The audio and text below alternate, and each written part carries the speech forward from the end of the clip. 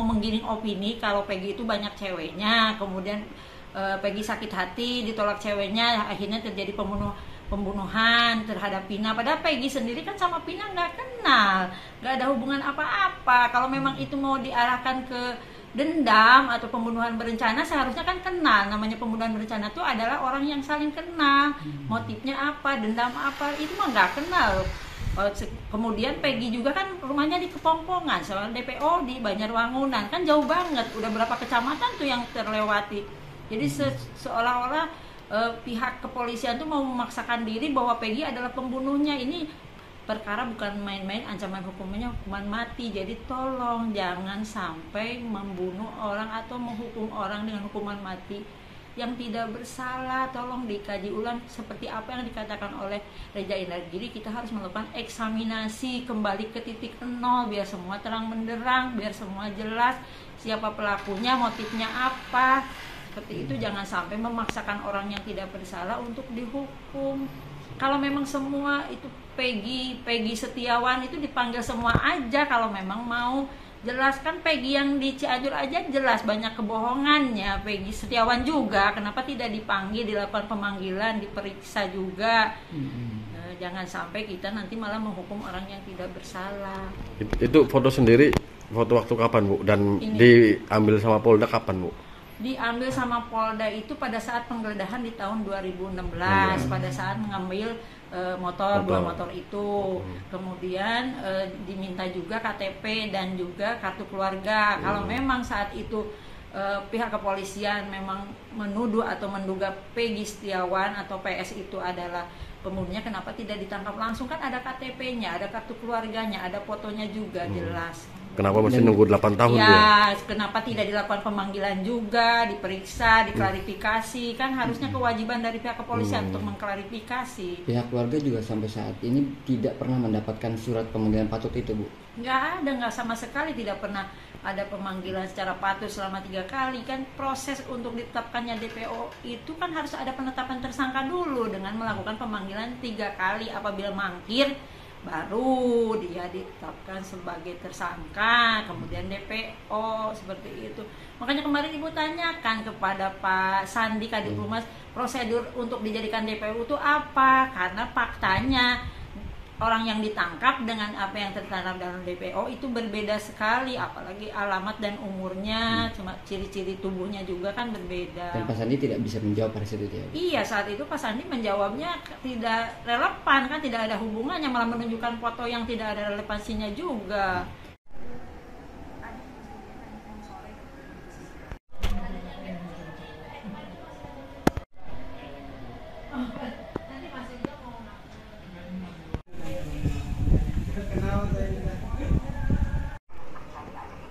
Kalau yang sekarang malah buru-buru. Oh iya, 25 ya. Pak RW yang berarti kemarin masalah Pak RW, saya nggak pernah percaya gitu. Bahkan dulu nangis gitu. Mencekam. Ada ide untuk mengadakan. Kalaupun foto sama cewek kan tidak ada kaitannya sama pembunuhan. Saat ini minta tanda tangan Pak Camat yang menyatakan warga sini. Nah, seperti yang ada di DPO.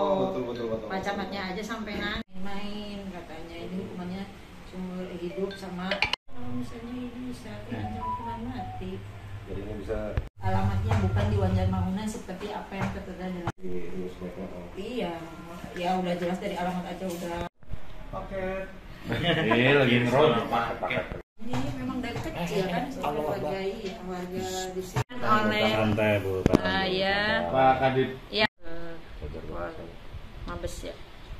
Emang itu Tante-tantenya atau adik ibunya Peggy pada saat pernikahan. Dan udah dibenarkan sama ibunya Bu Kartini? Iya, ini Bu Kartini juga. Dan memang itu nggak ada korelasinya? Ya nggak ada hubungannya. Kalau memang saat itu mereka pas kan, kenapa pas alamatnya di Kepongpong? Ya udah benar-benar nggak nyambung tuh. Jadi kan bahwa Peggy banyak ceweknya gitu, mungkin Menggiring karena opini maksudnya Bu ya? iya, adiknya ibunya Peggy juga. Ini mah foto keluar kan nggak ada.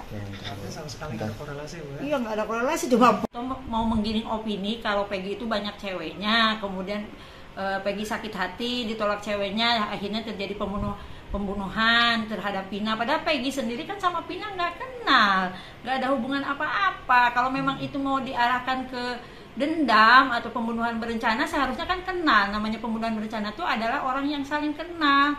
Motifnya apa, dendam apa, itu mah nggak kenal. Kemudian Peggy juga kan rumahnya di Kepongpongan, soalnya DPO di Banjarwangunan, kan jauh banget, udah berapa kecamatan tuh yang terlewati.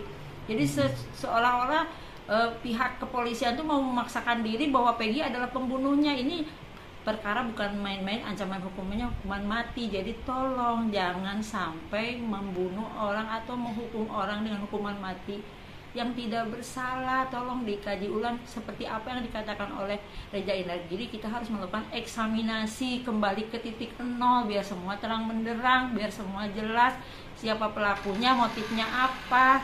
Seperti itu, jangan sampai memaksakan orang yang tidak bersalah untuk dihukum. Kalau memang semua itu Peggy Setiawan itu dipanggil semua aja kalau memang mau. Jelaskan Peggy yang di Cianjur aja jelas banyak kebohongannya. Peggy Setiawan juga, kenapa tidak dipanggil, dilakukan pemanggilan, diperiksa juga. Jangan sampai kita nanti malah menghukum orang yang tidak bersalah. Itu foto sendiri, foto waktu kapan Bu? Dan Ini. diambil sama Polda kapan Bu? Diambil sama Polda itu pada saat penggeledahan di tahun 2016, pada saat mengambil dua motor itu. Kemudian diminta juga KTP dan juga kartu keluarga. Kalau memang saat itu pihak kepolisian memang menuduh atau menduga Peggy Setiawan atau PS itu adalah pembunuhnya, kenapa tidak ditangkap langsung? Kan ada KTP-nya, ada kartu keluarganya, ada fotonya juga jelas. Kenapa mesti nunggu 8 tahun ya, kenapa tidak dilakukan pemanggilan juga, diperiksa, diklarifikasi? Kan harusnya kewajiban dari pihak kepolisian untuk mengklarifikasi. Pihak keluarga juga sampai saat ini tidak pernah mendapatkan surat pemanggilan patut itu, Bu? Nggak ada, nggak sama sekali, tidak pernah ada pemanggilan secara patut selama 3 kali. Kan proses untuk ditetapkannya DPO itu kan harus ada penetapan tersangka dulu dengan melakukan pemanggilan 3 kali. Apabila mangkir, baru dia ditetapkan sebagai tersangka, kemudian DPO, seperti itu.